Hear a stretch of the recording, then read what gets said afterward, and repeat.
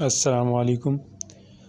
Smart academy 360 کی طرف سے میں یہ لاسٹ لیکچر ہے، آج لاسٹ ڈے تھا انگلش ریویژن کا، تو بہت سارے اسٹوڈنٹس نے کہا کہ ہمیں اسی ٹیسٹ میں جو سینٹنس کمپلیشن کا پارٹ ہے اس میں مسئلہ آتا ہے، تو میں ابھی یہ ویڈیو بناتا ہوں، آپ لوگ ذرا غور سے دیکھ لیں، ٹھیک ہے۔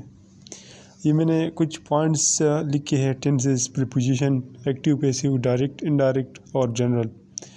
یہ پوائنٹس جو ہے یہ یاد کرنا یہ چیزیں یاد کرنا انتہائی ضروری ہے سینٹنس کمپلیشن کو کرنے کے لیے۔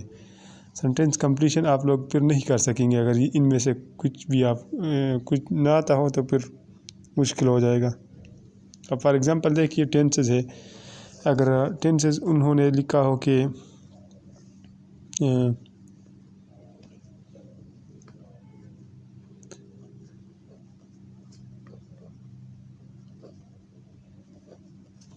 اور بریکٹ میں گو لکھا ہو، یا آپشنز میں دیا ہو ایم گوئنگ، از گوئنگ، یا اس طرح تو ٹمارو ساتھ لکھا ہوگا یا کچھ لکھا ہوگا نا۔ ابھی میں نے یہاں پر ٹمارو لکھ دیا، آئی ڈیش ٹو ایئرپورٹ ٹمارو۔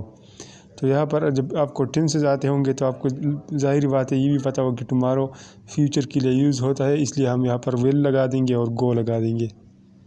تو ایک تو ٹینسز آپ لوگوں نے صحیح طرح یاد کرنے ہیں، کیونکہ ٹینسز ٹوٹل 8 MCQs ہوتے ہیں، 8 میں سے 2 MCQs یا 3 MCQs سینٹنس کمپلیشن کے جو ہوتے ہیں وہ ٹینسز میں سے آتے ہیں۔ اب ٹینسز کی دوسرا اسی طرح ہوتے ہیں، لیکن وہ کنڈیشنل سینٹنسز ہوتے ہیں۔ کنڈیشنل سینٹنسز تو میں نے آپ لوگ کو بولے کہ کنڈیشنل 4 ٹائپس کے ہیں، وہ 4 ٹائپس آپ لوگوں نے پڑھے ہوں گے، میں نے آپ لوگوں کو کروائی بھی ہے بہت دفعہ۔ Zero conditional, first conditional, second conditional, تو وہ آپ لوگوں نے ضرور کرنے ہیں، کیونکہ فرض کرو اگر زیرو کنڈیشنل کا سینٹنس ان لوگوں نے دیا ہو، اس طرح لکھا ہو کہ if you heat ice it, اور پھر آپشن دیے ہو بہت سارے، تو جن کو یہ زیرو کنڈیشنل نہیں آتا ہوگا وہ لوگ کیا آپشن سیلیکٹ کریں گے؟ وہ لوگ سیلیکٹ کریں گے ویل میلٹ، اور ویل میلٹ تو غلط ہوگا نا، کیونکہ زیرو کنڈیشنل میں دونوں کلاس، ایک یہ کلاس ہو گیا، یہ کلاس ہو گیا، دونوں کلاسز میں پریزنٹ انڈیفینٹ ٹینس لگتا ہے، تو یہاں پر میلٹ صحیح آپشن ہوگا، ویل میلٹ نہیں آئے گا، ٹھیک ہے۔ تو کنڈیشنل سینٹنسز یہ بالکل یاد کرنا ضروری ہے۔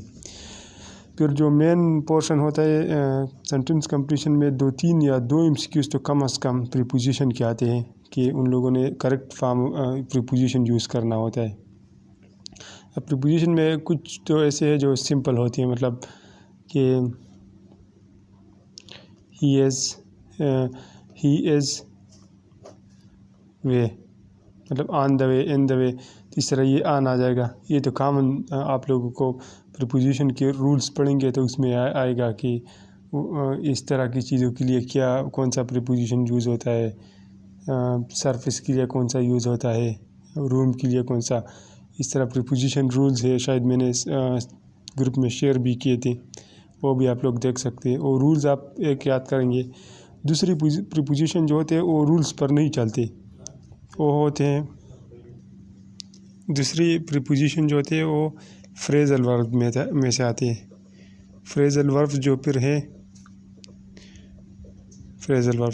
یہ پریپوزیشن کی رولز پر پھر نہیں چلتے، یہ پھر سینٹنس کی کنڈیشن کو دیکھنا پڑتا ہے، اور فریزل ورب کو یاد کرنے ہوگا، مختلف فریزل ورب یاد کرنے ہوں گے۔ اب فرض کرو اس طرح لکھا ہو، شی بروک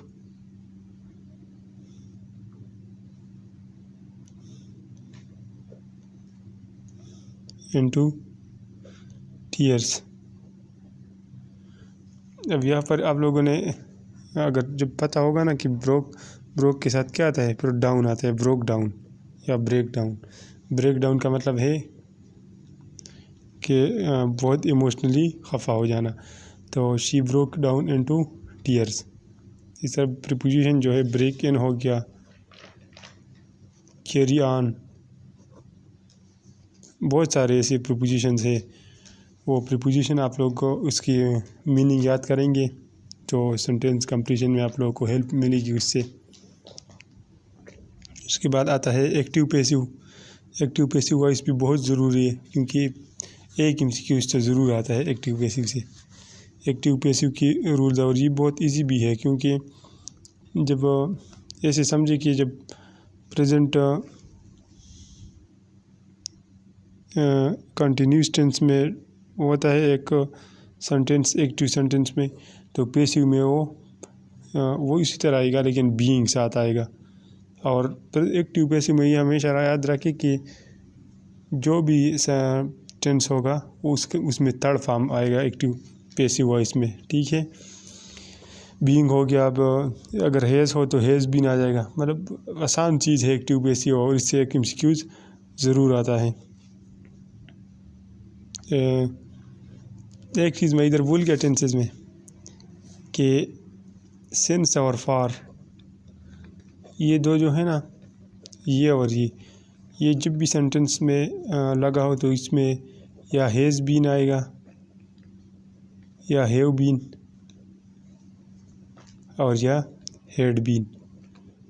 ان تینوں میں سے کوئی آئے گا. وہ تو کنڈیشن پر ڈپینڈ کرتا ہے کہ پریزنٹ کی بات ہو رہی ہے یا پاسٹ کی بات ہو رہی ہے.